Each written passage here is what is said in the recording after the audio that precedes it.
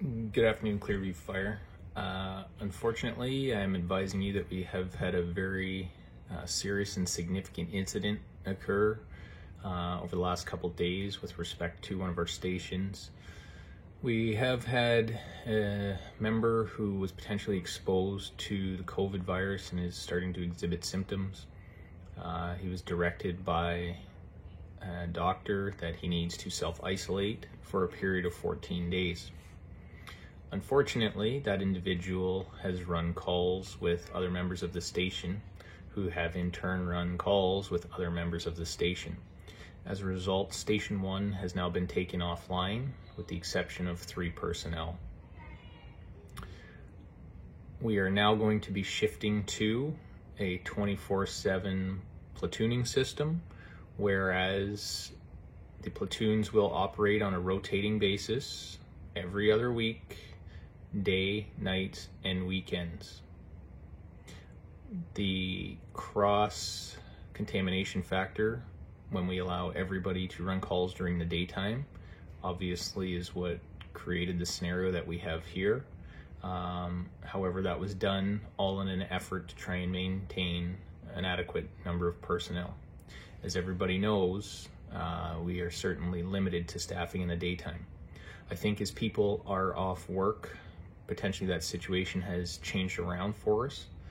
However, in saying that, we still do have the ability to dump as many stations as we need to, albeit half the staffing, at said emergency.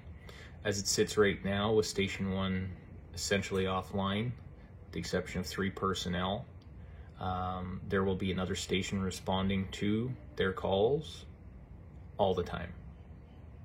If Station 3 is able to if Station 1 is able to turn out a response, then they can stand down the incoming apparatus and should do so. It's not going to be an easy next little while, and I think this totally showcases the significance in the issue that this virus causes. One of the biggest problems that we also have is everybody still has commitments in their lives. Maybe you're attending work, your spouse is attending work, whatever the situation. I do believe that that is how this member was potentially affected. I don't believe it was a direct result of a call that was attended by the individual. However, the exposure potential with them bringing it back obviously was very real. I ask that immediately the officers figure out their platoon rotations to encompass the daytime response as well. As always, I'm available for any questions that you might have. I would definitely remind everybody to exercise caution, extreme caution, with regards to wearing and utilizing PPE. I would also ask that we reduce people responding to calls, specifically medical calls, even farther down to 3 people. I know one of the stations has opted to do that, so we will continue with that model, but there will only be 3 people in the station responding to that medical call. Everybody else can sign the sheet and go home. I hope that this is the last time that I'm speaking with everybody with regards to having to take a station offline, but the reality is this is definitely going to get worse before it gets better.